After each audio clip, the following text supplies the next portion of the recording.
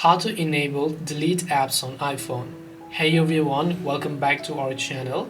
In today's video I will guide you on how you can enable the delete apps on iPhone, so make sure to watch the video till the end.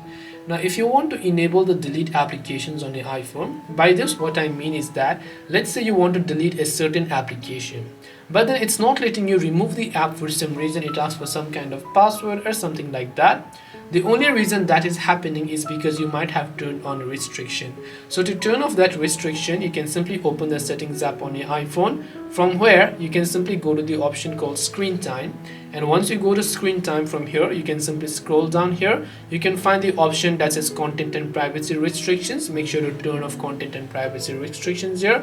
Better yet, if you just completely turn off screen time over here. So once you go ahead and turn off the screen time, you can just try to delete the applications that we weren't able to delete it earlier, and you should be able to do it completely this time.